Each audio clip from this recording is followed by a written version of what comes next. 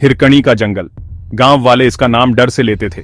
अंधेरा और खामोश ये गांव के किनारे पर खड़ा था। कोई भी अंदर जाने की हिम्मत नहीं करता था। पुरानी कहानियां अजीब गायबियों के बारे में बताती थीं। गुमशुदा आत्माओं की फुसफुसाहट और भयानक हंसी गांव में गूंजती रहती थी। जंगल अपने राज अपने पास रखता था। यह रहस्य और डर की जगह थी। ये सब दादी नानी की कहानियां हैं।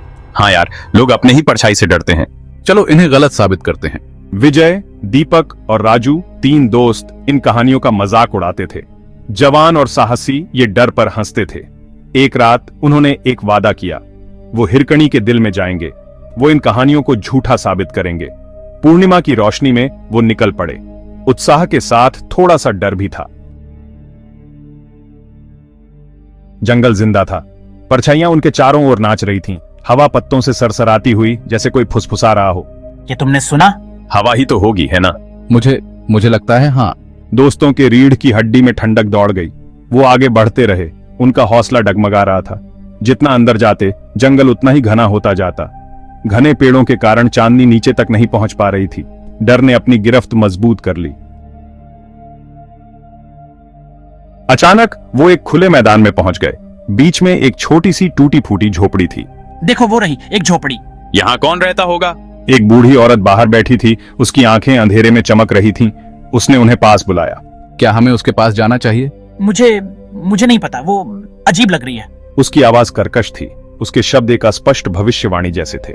सावधान जवानों, खतरा मंडरा रहा है। अंधेरा सबको निगल जाता है। फिर वो चुप हो गई। दोस्त घबराए हुए वापस मुड़ने का फैसला करते हैं।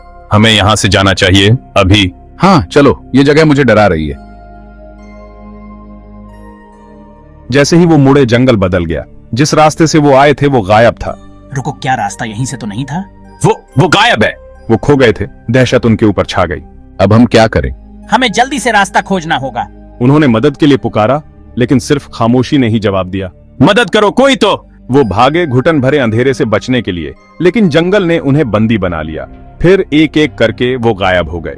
परछाइयों ने उन्हें निगल लिया। पीछे कोई निशान नहीं छोड़ा। रवि, मोहन, तुम कहाँ हो? और फिर सन्नाटा छा गया। अगली सुबह गांव एक अजीब सी खामोशी से जागा। तीनों दोस्त गायब थे। खोजी दल हिरकणी में गए, लेकिन सब बेकार। जंगल ने उन्हें अपना बना लिया था, जैसा कि पुरानी कहानियों में चेतावनी दी गई थी। उनके लापता होने का रहस्य बना रहा। हिरकणी का जंगल चुपचाप खड़ा रहा। उसके राज सुरक्षित रहे।